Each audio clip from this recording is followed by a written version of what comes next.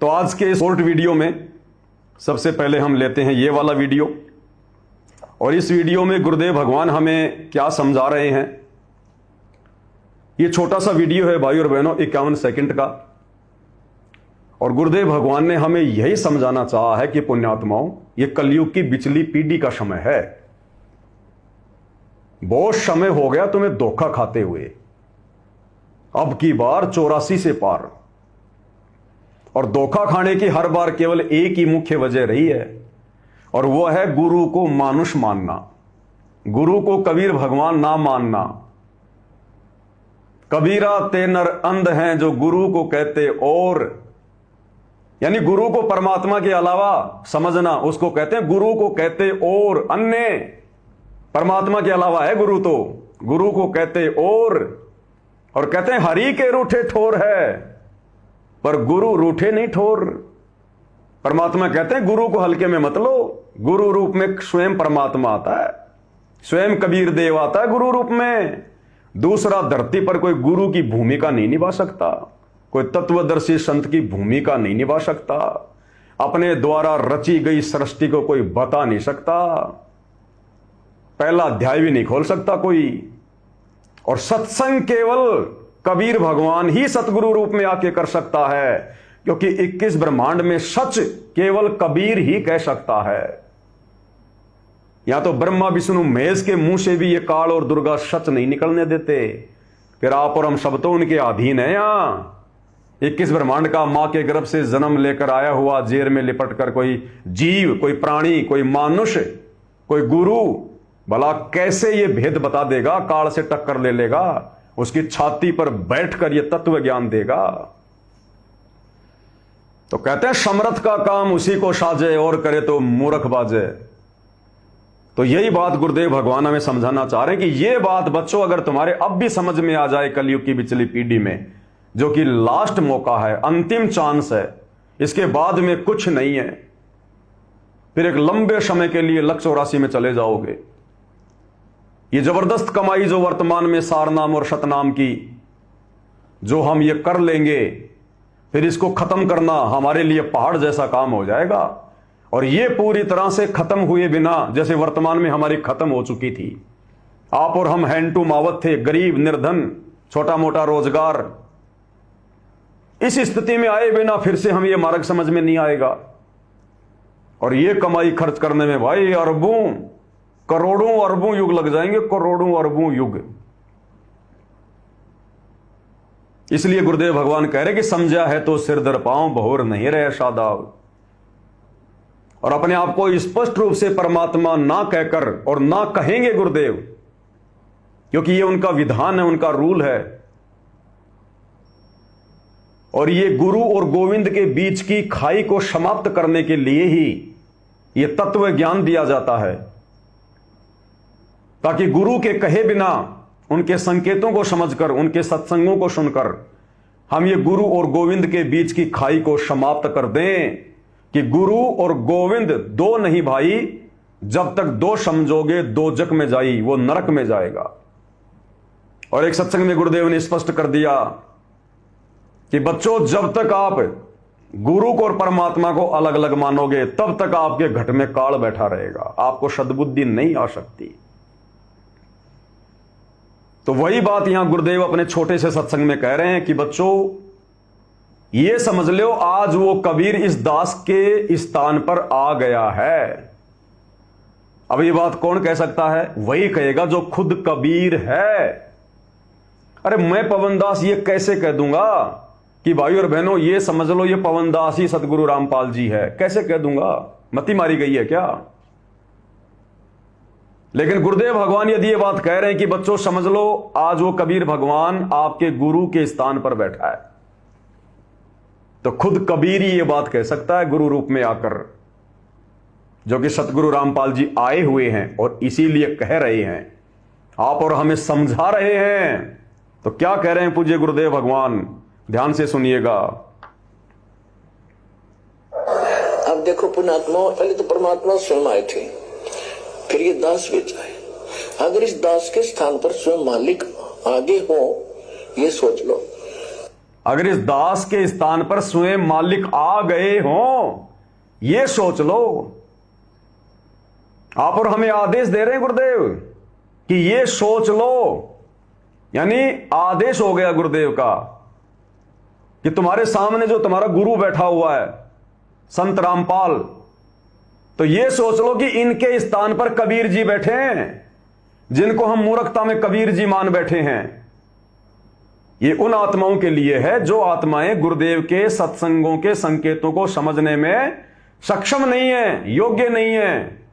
उनके लिए कहा जा रहा है कि ये सोच लो कि आपके गुरु जी के स्थान पर कबीर जी आ गए हैं, कबीर जी बैठ गए हैं, और उसके बाद फिर आप कैसा व्यवहार करोगे।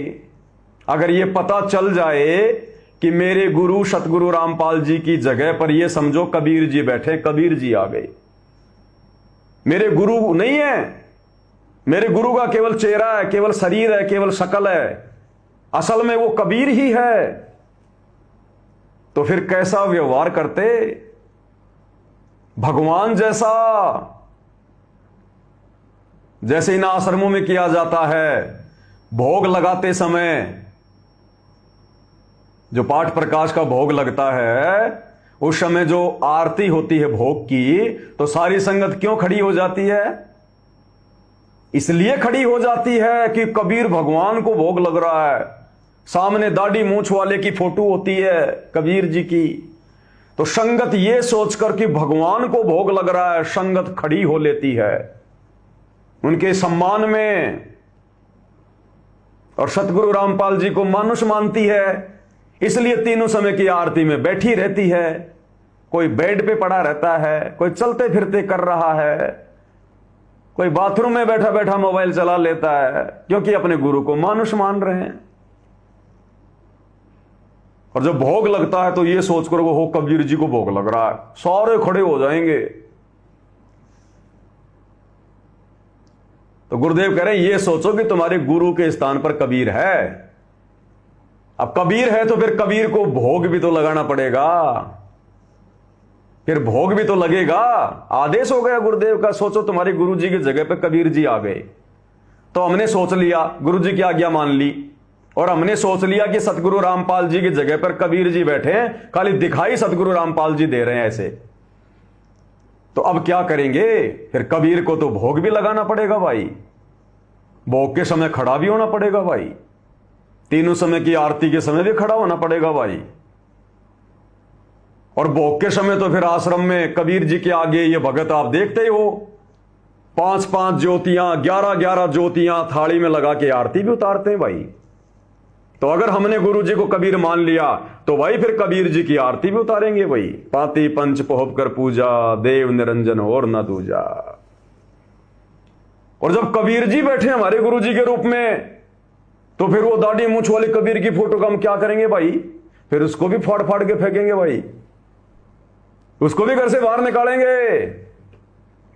और जब कबीर जी हमारे घर पर आ गए, हमारे सामने हैं, गुरु जी के जगह पर हैं, तो या तो हिसार जेल जाएंगे भाई, या फिर अपने घर पे बैठ के भक्ति करेंगे भाई, तीसरी जगह नहीं जाएंगे भाई। अगर गुरु को कबीर मान लिया तो, और मानना पड़ेगा क्योंकि गुरु का आदेश है। फिर से सुन लो क्या कह रहे हैं गुरुदेव। अब देखो पुण्यात्मा, पहले तो परमात्मा स्वयं आए थे, फिर ये दास बेच आए। अगर इस दास के स्थान पर स्वयं मालिक आगे हो, ये सोच लो, और आप जैसा व्यवहार इस दास से कर रहे हो तो हम उनसे भी यही करते। तो वहां कहते मौला बैठा मोर से, और देख जन की भेड़, 10 कोट जम की कर जहां एक नाम की खेड़।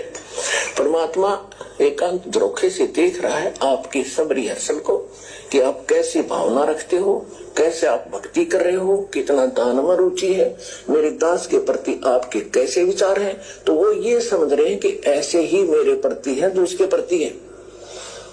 और जब आप यहाँ से, जब आप शरीर छोड़कर जाओगे तो इस दास के रूप में आपकी परीक्षा होगी त्रिकुटी पे। तो क्या कहा गुरुदेव भगवान ने? बिल्कुल क्लियर कर दिया समझदार आत्माओं के लिए कि ये सोच लो कि इस दास के स्थान पर कबीर भगवान आ गए, और अब आप जैसा व्यवहार मुझ दास के साथ करोगे वैसा ही परमात्मा के साथ माना जाएगा, कबीर जी के साथ माना जाएगा। और इसमें अगर कोई त्रुटि रह गई तो परमात्मा तुम्हें रिजेक्ट कर देगा। मम संत मुझे जान मेरा ही स्वरूपम। इसलिए हम सत्सेवक भाई बहन गुरुदेव के इस आदेश की पालना कर रहे हैं कि हमारे गुरुदेव के रूप में स्वयं कबीर भगवान है। अब भगवान की पूजा में, भगवान की सेवा में, कबीर भगवान की भक्ति में, आदर सम्मान में, श्रद्धा भाव में, समर्पण भाव में, मर्यादाओं में कोई त्रुटि ना रह जाए। क्योंकि गुरुदेव भगवान कहते हैं कि परमात्मा एक झरोके से तुम्हें देख रहा है, तुम्हारी हर क्रिया देख रहा है, तुम्हारी भक्ति भाव देख रहा है, तुम्हारा समर्पण देख रहा है। इसलिए हम सत्सेवक भाई बहन मर्यादा नहीं तोड़ते, खुद टूट जाएंगे, मर्यादा नहीं तोड़ेंगे और गुरु के अलावा किसी और में परमात्मा नहीं देखेंगे, क्योंकि आदेश हो गया गुरुदेव का। अब गुरु के अलावा किसी में परमात्मा नहीं देखेंगे तो फिर किसको देखेंगे? गुरु जी को देखेंगे परमात्मा के रूप में। जब गुरु को परमात्मा मान लिया तो परमात्मा जैसी क्रिया करेंगे, भोग भी लगाएंगे, चवर भी करेंगे, आरती भी उतारेंगे, भगवान को आसन भी देंगे, भगवान की तीनों समय की आरती भी विधिवत करेंगे। और भगवान झरोके से देख रहा है, इसलिए हर प्रकार से अपने आचरण को भी शुद्ध रखेंगे। तो बताओ किस आधार से ये कह सकते हो कि सत्सेवक गलत कर रहे हैं? किस आधार से कह सकते हो कि सत्सेवक गुरुद्रोही हैं? और क्यों हमें गुरुदेव भगवान कहेंगे कि ये सात संगति वाले गुरुद्रोही हैं? क्योंकि हम तो वही कर रहे हैं जो गुरुजी हमें आदेश दे रहे हैं। अगर राजनीति करेंगे तो हमारे भाव बनेंगे नहीं, हमारी श्रद्धा बनेगी नहीं, गुरु वचन टूट जाएगा, गुरु जी का आशीर्वाद छूट जाएगा, कनेक्शन कट जाएगा। तो हम राजनीति नहीं करेंगे, ना कोई खेल खेलेंगे, ना खेल खेलने में सहयोग करेंगे, ना किसी का स्टेडियम बनाएंगे, क्योंकि हमने तो गुरु प्रसन्न करना है, हमने तो गुरु जी के वचन पे चलना है। तो क्लियर कर दिया गुरुदेव भगवान ने अपने छोटे से सत्संग में। ये निष्कर्ष है गुरुदेव के सत्संगों का ये शॉर्ट वीडियो। ये 51 सेकंड का ये छोटा सा शॉर्ट वीडियो और कितनी बड़ी शिक्षा दे रहा है। अगर इस 51 सेकंड के वीडियो पर अमल कर लिया तो मुक्ति, मोक्ष। और अगर इसको हल्के में ले लिया और गुरु को मानुष मान लिया तो सोचो हम जिंदगी का सबसे बड़ा मैच हार जाएंगे, सबसे बड़ा मैच हार जाएंगे। अगर गुरु को मानुष मान लिया तो, अगर इस आदेश की पालना नहीं की तो यही काल के किस ब्रह्मांड में पड़े रहेंगे, इसी जेल में सड़ेंगे। तो बताओ कितना गजब का सत्संग है, कितनी गहरी शिक्षा दे रहा है ये शॉर्ट वीडियो। तो ये निष्कर्ष है गुरुदेव भगवान के सत्संग का।